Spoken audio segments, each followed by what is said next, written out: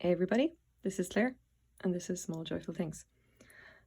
As always, I go out to thrift stores or estate sales, or sometimes I buy things on Craigslist, or I get things from garage sales, and I bring them home, trying to find out everything I can about them, and I tell you guys about them. So, oh my god, I'm terrible. Here's what I've got for you today. I have this lovely little plate. I'm going to hold it up and hopefully you guys can see the pattern on it.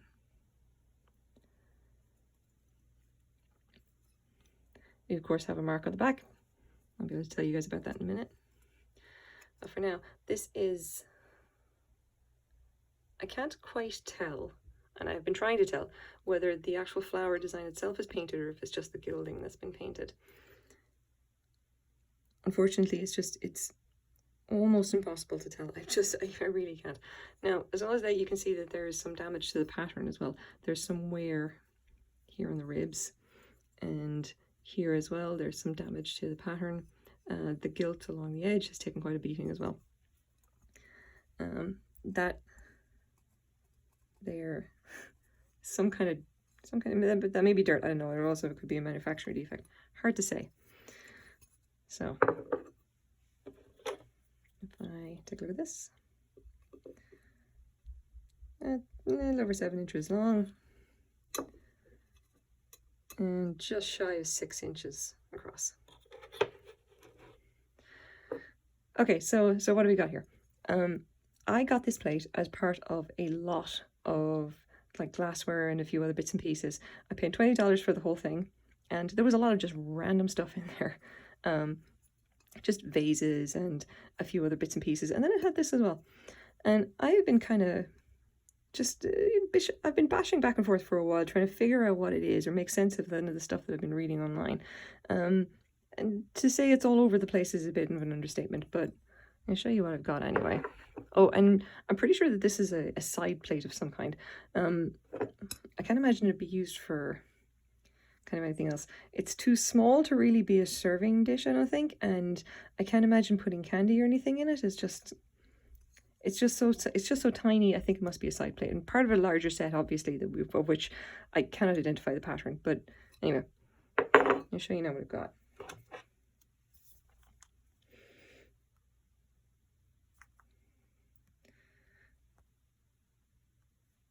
Okay, so what have I got? So what this is Weimar porcelain. Now if we take a look at this at the back, hope you'll be able to see the mark. You can see it's got the striped shield. It says Weimar. I can't pronounce that. I'm not German. And it obviously says Germany. Now, the lovely thing about porcelain marks is that we can actually go and look them up. It's much easier to identify like bone china than it is to identify glassware. And in this case, we get a lot of information about the mark itself. So we've got Weimar Porcelain. This is the actual name of the company. They've been around since 1790 in some form or another. We can actually go and take a look through listings of their history. And what I have here is like some very interesting kind of information on the different marks and what they all kind of mean.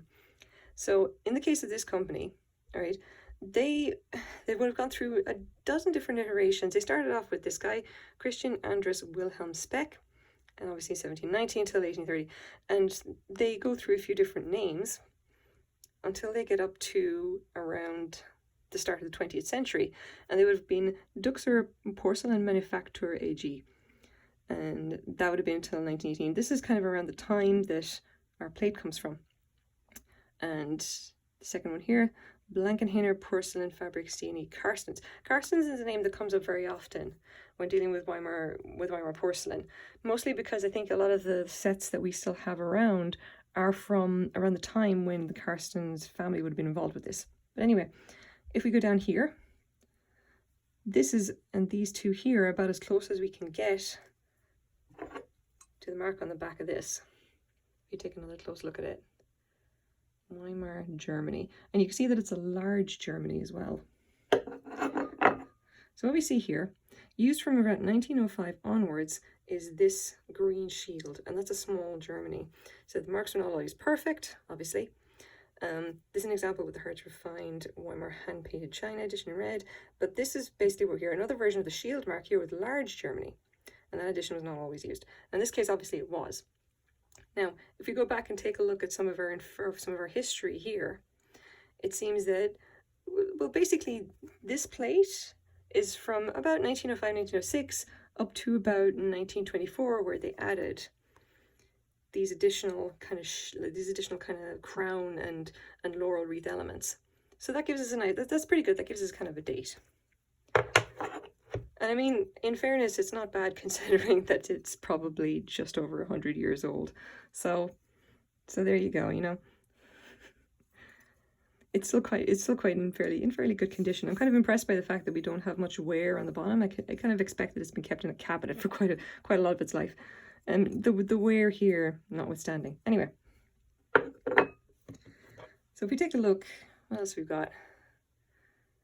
Now, trying to find information on this particular set is close to impossible, especially when we're talking about a company that's been in operation, and it's still in operation today, by the way. It has been in operation since 1790. They've done a lot of different stuff. They've been through a lot of different names, and there is a lot of bone china out there by them. Now, there is kind of some, you can see this here, this little covered creamer here, that has a kind of a style that's very similar to this. But a lot of this is going to be much newer than that. Like, we've got another leaf plate here. It's like, there's a little bit. Still not a whole lot. Like, this is a fair bit older. I cannot find any information about what pattern this is, which is, you know, essentially that's a death knell for porcelain. If you can't figure out what the pattern is, then how are you gonna sell it? But anyway, so I did take a look around to see if I could work out like what it could possibly be worth, considering that it's, you know, there's no chips, there's no cracks, and it's all, you know, almost 100 years old or more likely. So if I just try to get through, okay, here we go. All right, so this is eBay, and I just took a look at like what's recently sold in Weimar China for Germany, and you can see there's a couple of pieces that are kind of similar. Like that is hand painted, but it's obviously, you know, it's not quite the same. This is much more plain, and this one would have sold for $17.61, so probably about $15 US plus your shipping or whatever.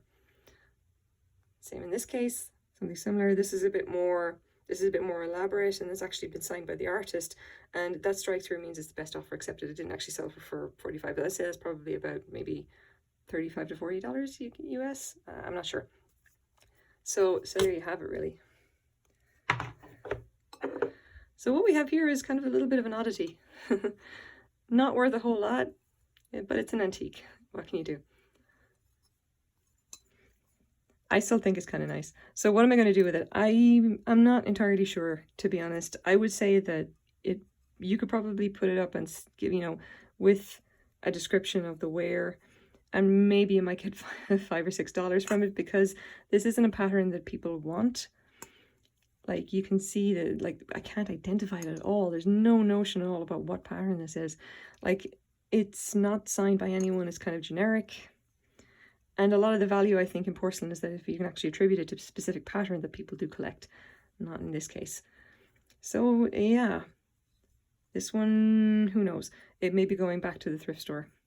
But anyway, I'm kind of happy that I found it. I'm certainly happy I had a chance to read up all about the history of the Weimar Porcelain Company. Because then again, and it's a very long history. They've been around for so long. So this is my small joyful thing for today. Thank you very much for watching. Bye-bye.